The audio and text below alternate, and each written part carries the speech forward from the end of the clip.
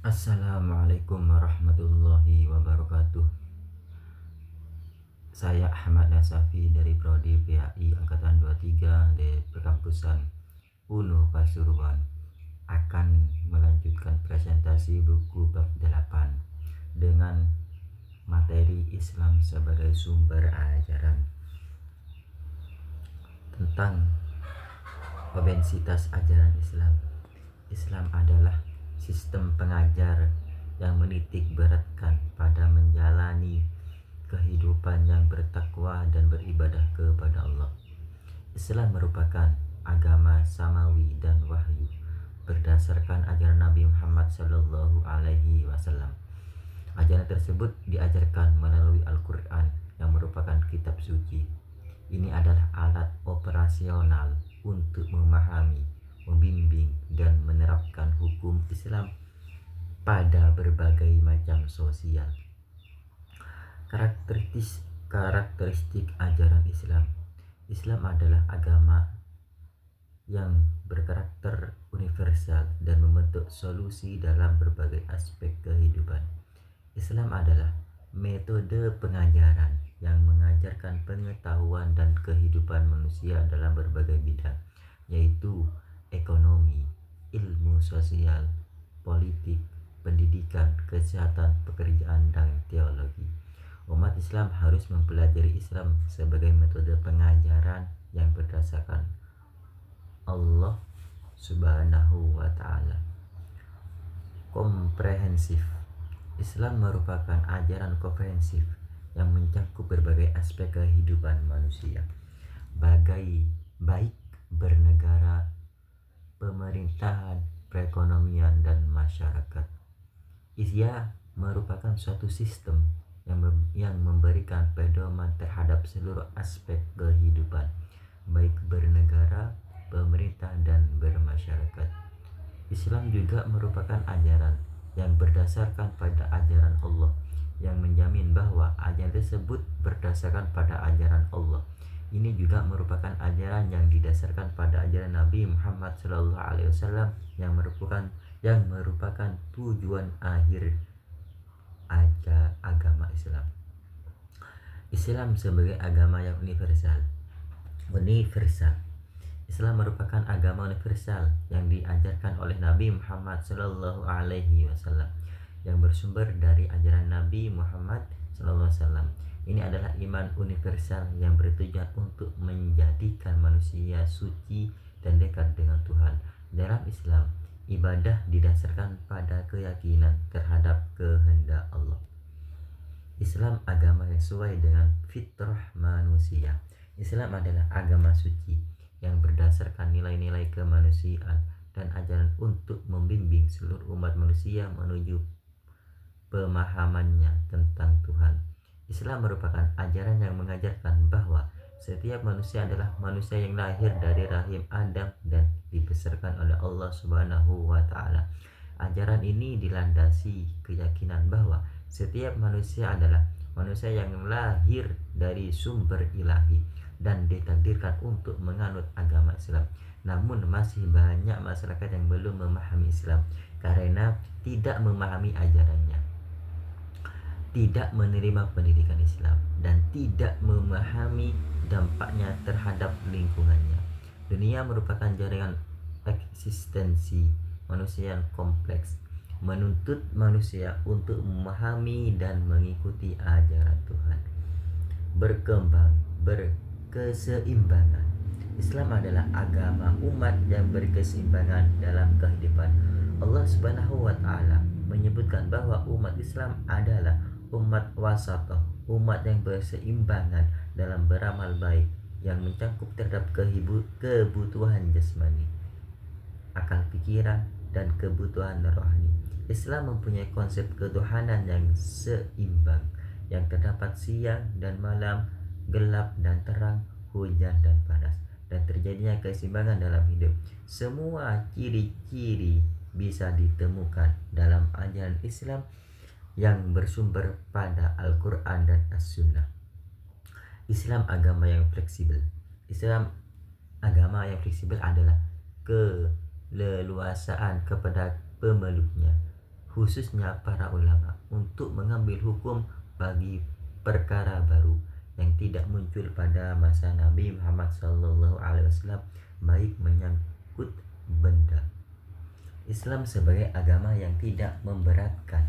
Islam yang kemudian mengetahui perkara ini meluruskan mereka agar mengikuti sunnah Rasul Sallallahu Alaihi Wasallam, bahwa qiyamul lail dijalankan, tetapi ada waktu untuk istirahat. Puasa tidak setiap hari, tetapi maksimalkan pada puasa Daud, sehari puasa, sehari tidak berpuasa. Dan seorang muslim hendaklah menikah, tidak membujak. Apakah yang diingatkan Rasulullah SAW itu tidak lain adalah mengikuti karakter agama ini, bahwa Islam itu mudah dan seorang muslim tidak boleh berlebihan, memaksakan diri atau memberatkan, yang akhirnya justru ia cepat bosan lalu berhenti atau berhalang dari kewajiban dan keutamaan lain dari agama lain. Dimensi ajaran Islam.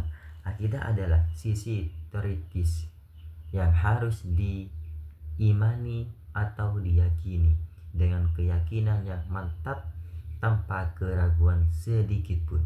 Hal tersebut dibuktikan dengan banyaknya nas-nas Al-Quran maupun hadis mutawatir yang secara eksplisit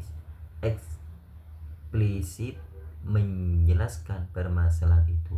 Di samping adanya konsensus para ulama sejak pertama kali ajaran Islam didakwahkan oleh Rasulullah Sallallahu Alaihi Wasallam, akidah pula yang menjadi inti ajaran Allah kepada para rasul sebelumnya.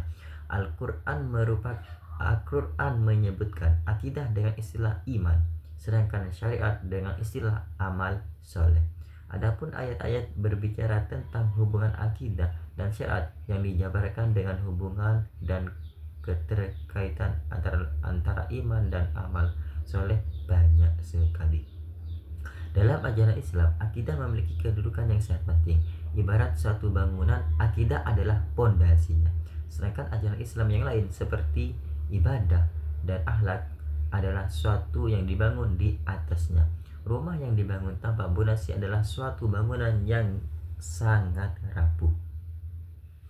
Mengingat pentingnya kedudukan akidah di atas, maka para nabi dan para rasul mendahulukan dakwah dan pengajaran Islam dari aspek akidah sebelum aspek yang lainnya. Rasulullah Shallallahu Alaihi Wasallam berdakwah dan mengajarkan Islam pertama, syariat. Yang kedua, syariat.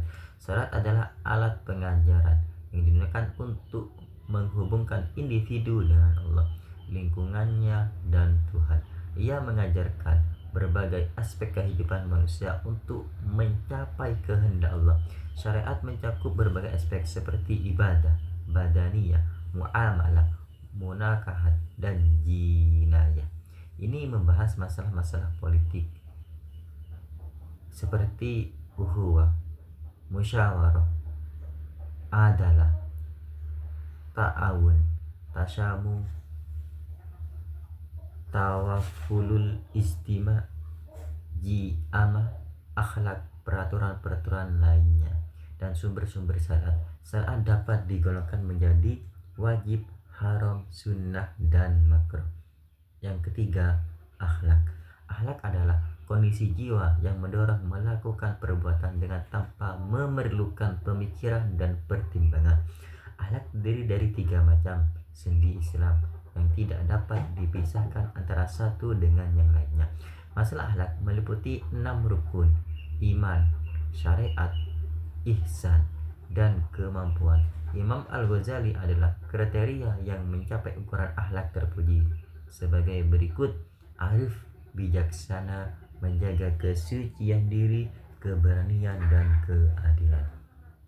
Memahami ajaran Islam dalam struktur iman, Islam, dan ihsan. Yang pertama, iman. Iman adalah keyakinan yang menghujam dalam hati, kokoh penuh keyakinan tanpa keraguan sedikit pun. Keimanan dalam Islam adalah percaya kepada Allah, malaikat-malaikat, kitab-kitab, rasul-rasul, hari kiamat, dan beriman kepada takdir baik ataupun buruk. Iman bertambah dengan ketaatan dan berkurang karena kemaksiatan. Konsep iman dibagi menjadi 6 kategori. 1. Iman kepada Allah. 2. Iman kepada malaikat. 3. Iman kepada kitab. 4. Beriman kepada Rasul.